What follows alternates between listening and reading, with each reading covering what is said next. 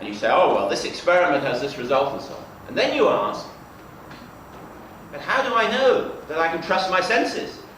So I need to do a scientific investigation into the reliability of my sense organs. Well, of course, if scientists had done that, they would have been sunk. Because the question of how our sense organs work, of how we process the information, is much more complicated, much harder than ordinary questions about what happens when an apple falls from a tree.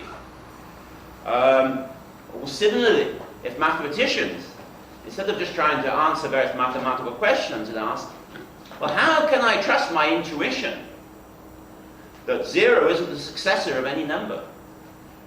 Or that each number only has one successor, and so on. If they had started asking these profound questions about how they know what seems to be evident to them, mathematics would never have got off the ground. And so it is, I think, with philosophy. There are relatively straightforward questions about the nature of numbers and what have you. And nature of time even.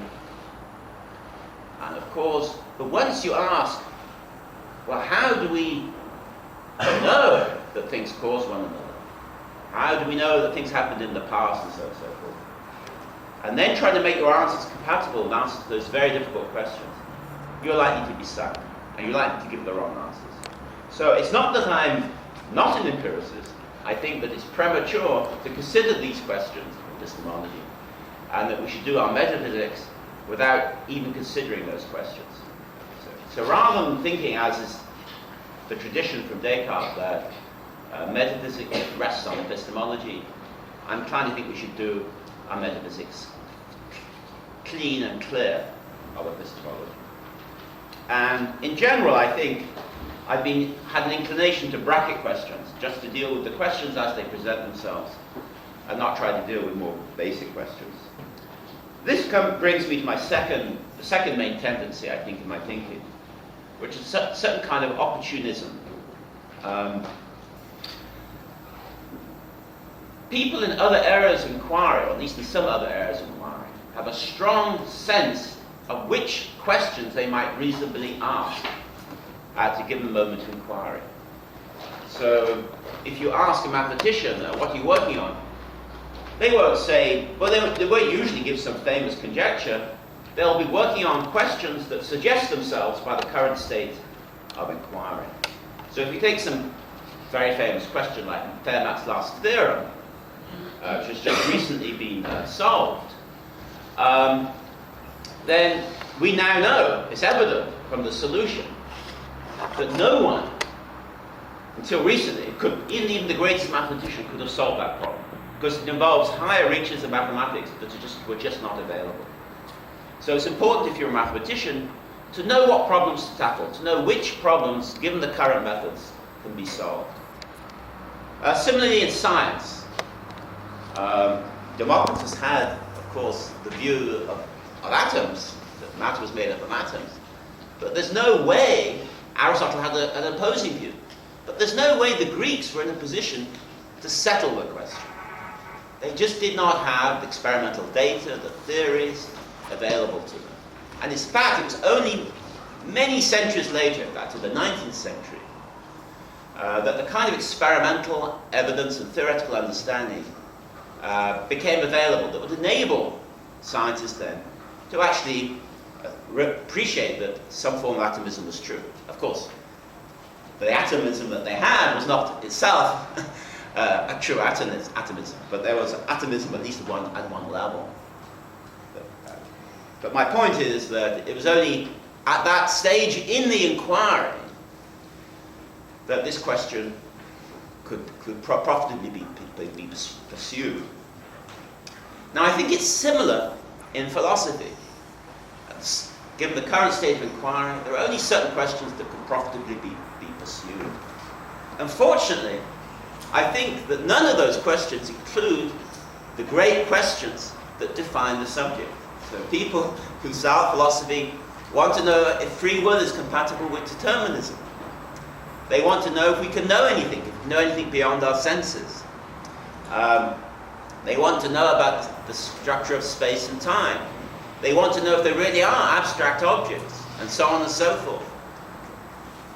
I very much doubt that we aren't currently in a position to answer these questions. We are like Democritus and Aristotle when it came to the existence of atoms. And so I think it's very important for us to have a sense of our own modesty and see where we might make progress.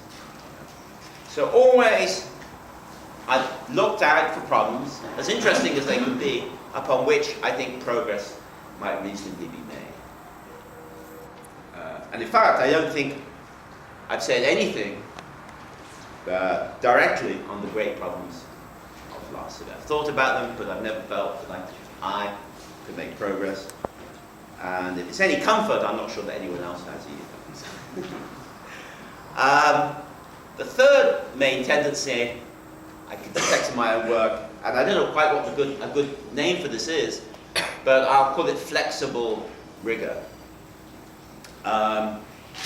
So in philosophy, you have some intuitively given problems.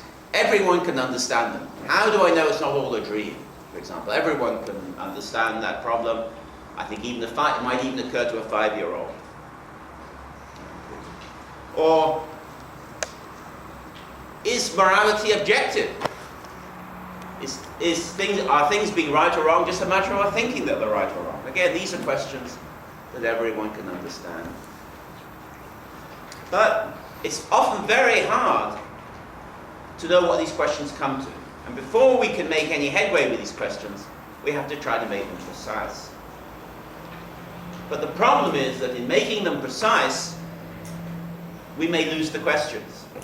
We may find ourselves asking very technical questions which don't seem to relate to the original questions. So there's this constant tension in philosophy between, on the one hand, being faithful to the original questions in their intuitive formulation, and also making them precise enough so that we can make progress.